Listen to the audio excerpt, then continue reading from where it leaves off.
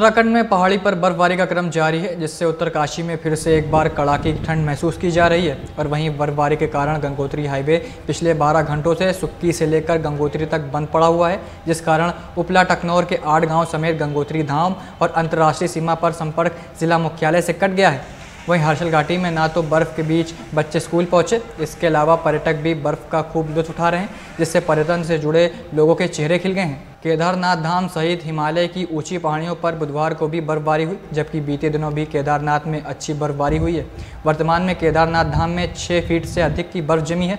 वहीं धाम में बर्फबारी के चलते कड़ाके की सर्दी हो रही है और आईटीबीपी के जवानों के साथ ही कुछ साधु संत रह रहे हैं। बता दें, बीते 2 दिनों से जनपद में मौसम बदला है। केदारनाथ धाम सहित तुंगनाथ, मनमहेश्वर, चंद्रशिला आदि स्थानों पर बर्फबारी हो रही है, जबकि निचले स्थानों पर बर्फबारी हुई।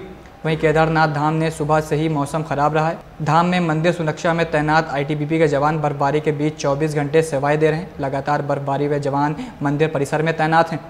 विश्व पर्यटक स्थल औली एक बार फिर से पर्यटकों के लिए गुलजार हो पड़ी है।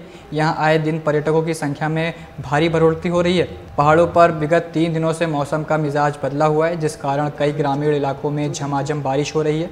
वहीं ऊंची चोटियों से लगातार जमकर बर्फबारी भी देखने को मिल रही है। बता दें कि इस वक्त सभी तीर्थ स्थल से लेकर सभी पर्यटक स्थल बर्फबारी की चपेट में है। यही बात करें तो विश्व पर्यटक स्थल औली की, यहाँ भी लगातार 3 दिनों से जमकर बर्फबारी हो रही है। तकरीबन 2 फीट के आसपास एक बार फिर से बर्फ़ की चादर पूरी तरह से बिछ गई है, जिस कारण औली आजकल बेहद खूबसूरत दिखाई दे रहा है। यहाँ पर पहुँचे पर्यटक औली को किसी जन्नत से कम नहीं बता रहे।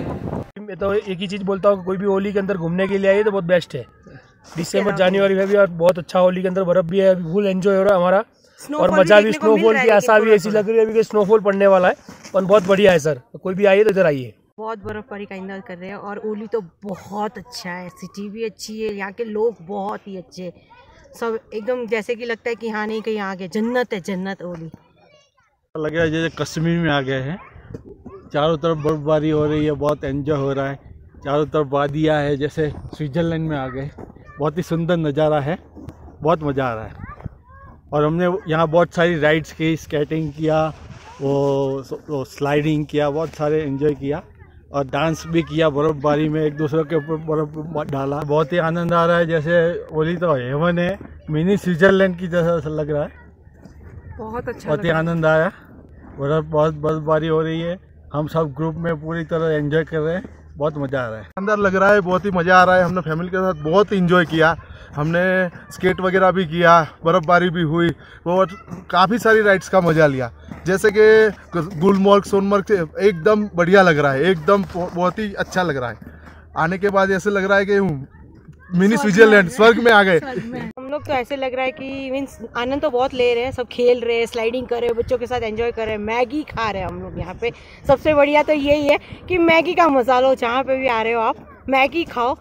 आप कहीं बाहर मत जाओ, न्यूजीलैंड कहीं जाने की कोई ज़रूरत नहीं है। आप ओली में आए, आपको नेक्स्ट यही इंडिया का न्यूजीलैंड यहीं दिख जाएगा, आपको कहीं जाने की ज़रूरत भी नहीं है। ना ही कश्मीर जाओ, कहीं मत जाओ, ओली आओ और एंजॉय करो और मैगी खाओ। लोकसभा चुनाव से लेकर प्रशासनिक तौर पर तैयारी जोरों पर है। हरिद्वार लोकसभा चुनाव को लेकर डीएम एएसपी ने बैठक कर तैयारियों का जायजा लिया। बैठक में जिले के सभी सीओ, एडीएम सहित सभी अधिकारियों ने प्रतिभाग किया। डीएम धीरज गर्ब्याल ने बताया कि चुनाव के मद्देनज़र दूसरे चरण की यह बैठक थी, जिसमें ज़िले के संवेदनशील इलाकों की चिन्हित कर इसकी रिपोर्ट 1 हफ्ते में सौंपेंगे। उन्होंने बताया कि उत्तराखंड सीओ इस संबंध में गुरुवार को एक बैठक लेकर हरिद्वार लोकसभा की सभी विधानसभाओं की तैयारियों की समीक्षा करेंगे।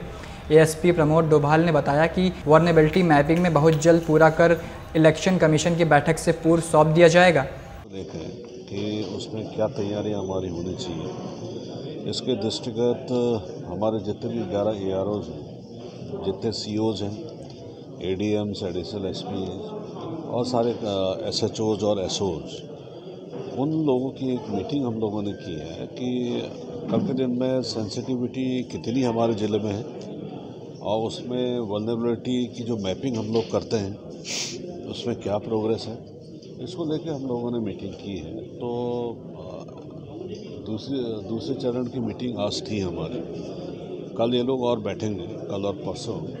उसके बाद फिर फाइनल जो मैपिंग इन्होंने करनी है, वल्नरेबल मैपिंग जिसको आप लोग बोलते हैं, तो वो 1 सप्ताह के अंदर हमें दे देंगे। और कल इन्हीं तैयारियों को लेकर भी CEO उत्तराखंड जो है आदरणीय पुरुषोत्तम जी, तो वो भी अपनी टीम के साथ यहाँ पे आ रहे हैं और पूरे जनपद में जितने भी विधानसभा हैं और साथ में देहरादून की जो 3 विधानसभाएं हमारे हरिद्वार लोकसभा में है, टोटल 14 हमारी विधानसभा है इसमें इसके अंतर्गत आती है, उसकी पूरी समीक्षा करने वाला है।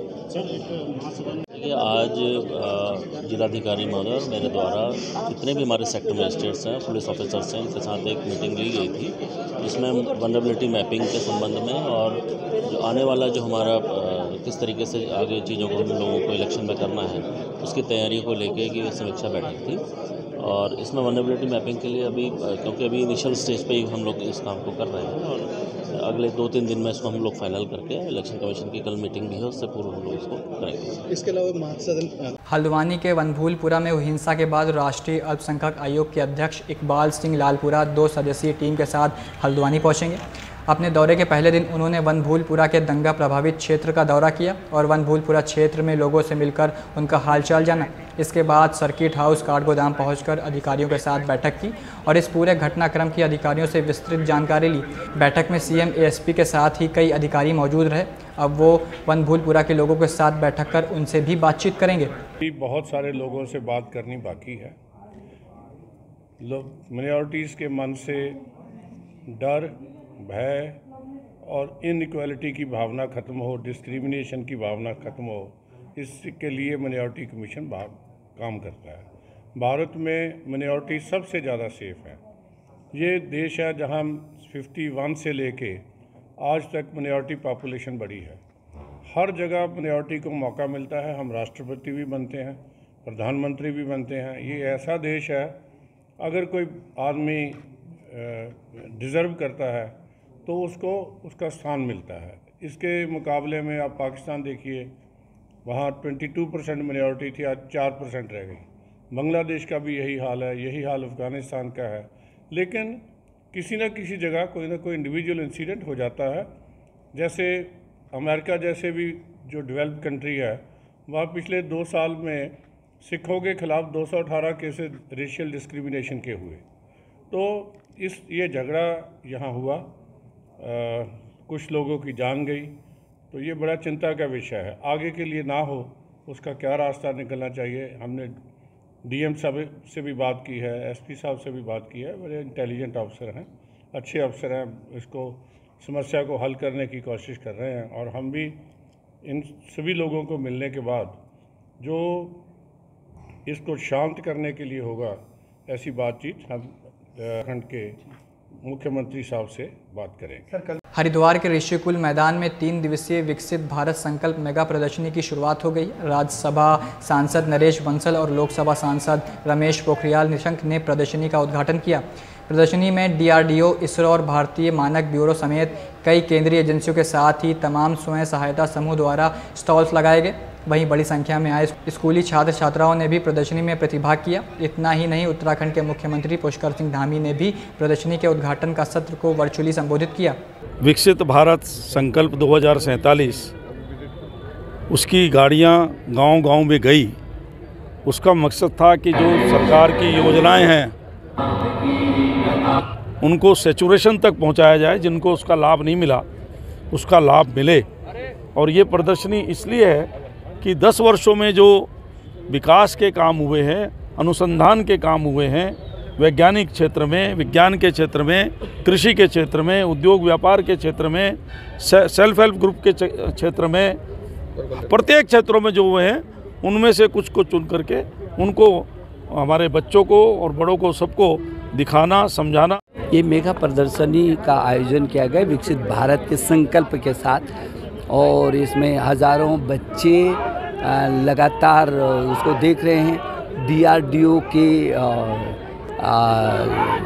निदेशक सहित बहुत सारे लोग यहाँ पर आए हैं और भारत सरकार के बहुत सारे जो बड़े संस्थान हैं उन्होंने अपने प्रदर्शनियों को यहाँ पर लगाया है। मुझे लगता है जो विकसित भारत का संकल्प है देश के प्रधानमंत्री का, जो आत्मनिर्भर भारत बनने का संकल्प है, इन दोनों को बच्चे कैसे करके निकटता से देखें, क्योंकि विकसित भारत का जो इतिहास लिखना है इसी पीढ़ी ने लिखना है। 2047 तक ये किस तरीके से इस भारत को आगे बढ़ते हुए देखना चाहते हैं और इनकी क्या सहभागिता हो सकती है।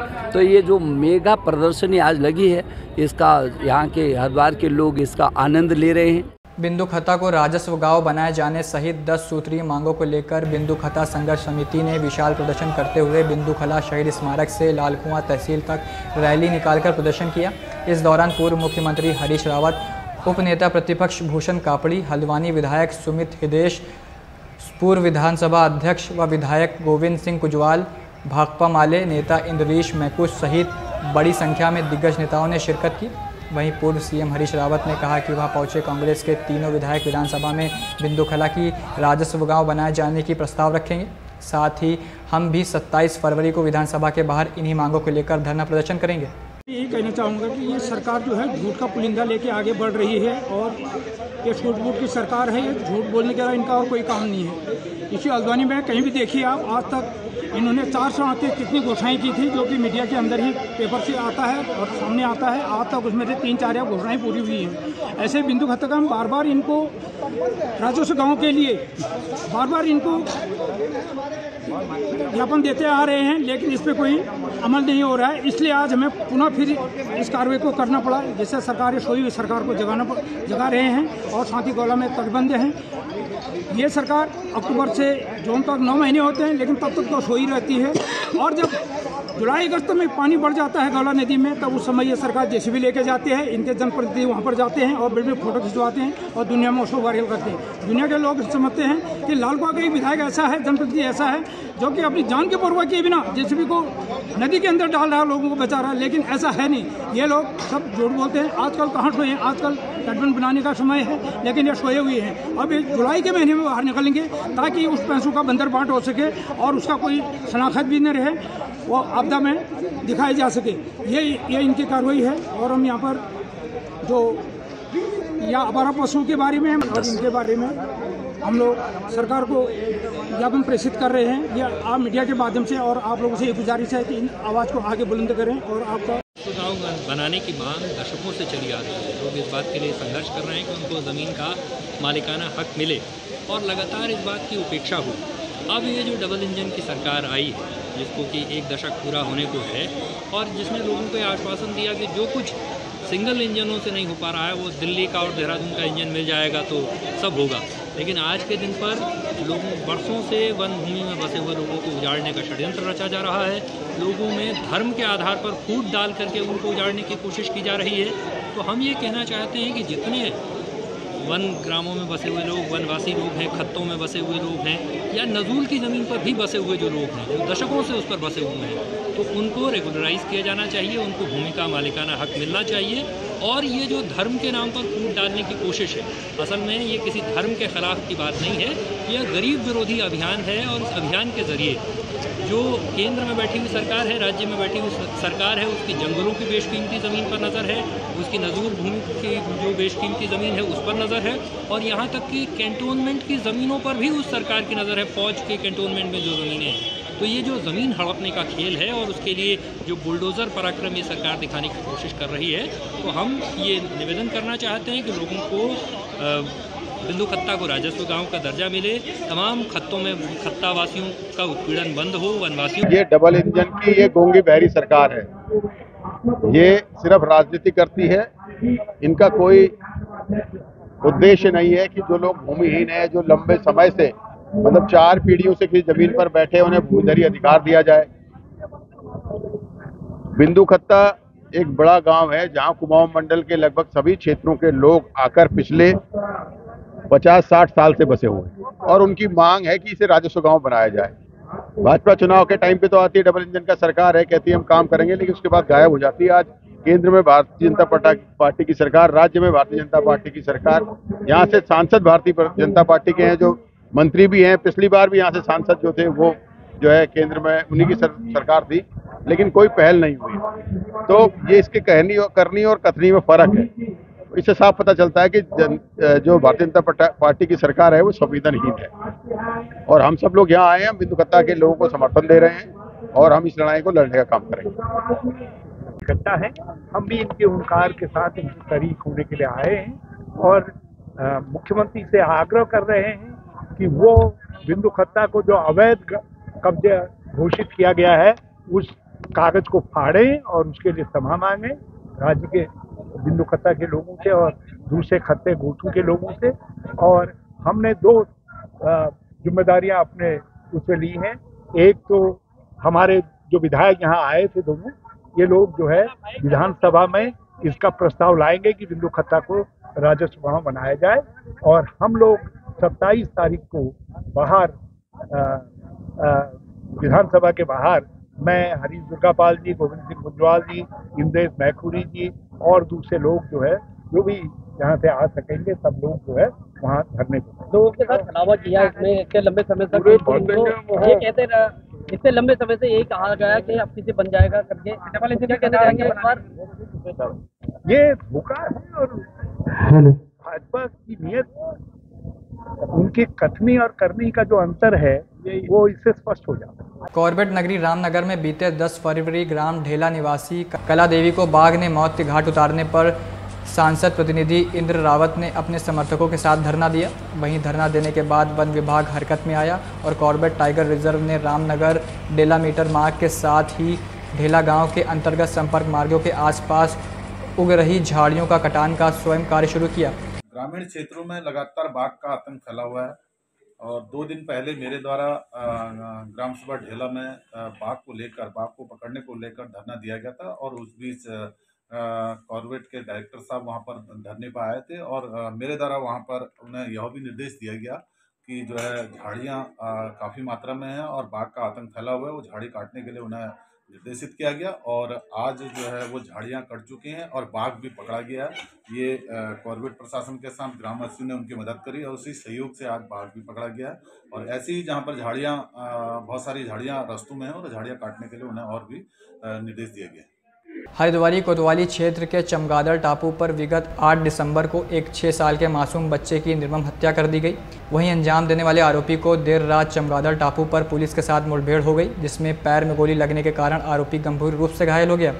वहीं मुठभेड़ में एक पुलिस दरोगा भी घायल है। वहीं सूचना मिलते ही आला अधिकारी पहुंचे और घायल आरोपी और दरोगा को जिला अस्पताल में भर्ती कराया गया, जहां पर उनका इलाज किया जा रहा है। ये 8 दिसंबर के दिन चमगादड़ टापू में एक मासूम बच्चा उसके बड़े निर्मम तरीके से हत्या कर दी गई थी और वो 6 साल का बच्चा जिसका गला घोट के और काफ़ी निर्मम तरीके से हत्या की गई थी। पुलिस अब काफ़ी संजीदगी से इस पूरे मामले की तहकीकात कर रही थी और उसमें लगातार जैसी विवेचना हमारी आगे बढ़ी, उसमें एक व्यक्ति जो संदिग्ध था जिस पर लगातार हम लोग उसको सर्च कर रहे थे।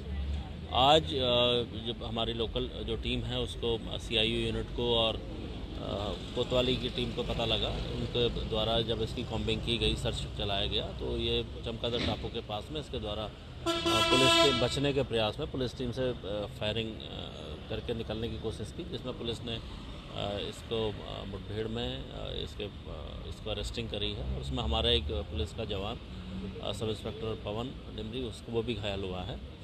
अभी जो हमारा जो मुख्य अभियुक्त है वो पुलिस के द्वारा अरेस्ट कर लिया गया है और उसके भी गोली लगी है, उसका इलाज अभी चल रहा है और जल्दी ही जो इसके द्वारा जो घटना की गई है उसका खुलासा किया जाएगा। एक ही बदमाश था, ये लगातार फरार चल रहा था, हम लोग काफ़ी समय से इसको ढूंढ रहे थे। आज इसके द्वारा इसका वेयरअबाउट हम लोग अभी ढूंढ रहे हैं और पूर्व में इसके द्वारा इस तरीके की घटनाएं और किया जाना संज्ञान में आया है, उसका जल्दी ही हम लोग इसका और वेयरअबाउट पता करेंगे। मौके का निरीक्षण किया, पुलिस टीम के द्वारा किस तरीके से कॉम्बिंग की गई थी उसका एक बार मेरे द्वारा जायजा लिया गया वही मौके पर। चमोली के देवाड़ प्रखंड का अंतिम रिहायशी गांव वांग में राजकीय प्राथमिक विद्यालय भिडिंग और राजकीय प्राथमिक विद्यालय वाण अध्यापक विहीन होने के चलते नौनिहालों का भविष्य अंधकारमय होने के कगार पर खड़ा है। जनपद का विश्व प्रसिद्ध लगभग 2200 से भी अधिक जनसंख्या वाले वाण गांव में 4 राजकीय प्राथमिक विद्यालयों में से 2 विद्यालयों में शिक्षकों की कमी के कारण नौनिहालों का भविष्य अंधकारमय सा बन गया है। ग्रामीणों का लगातार शिक्षकों के लिए गुहार लगाते रहने के बावजूद भी शिक्षा महकमा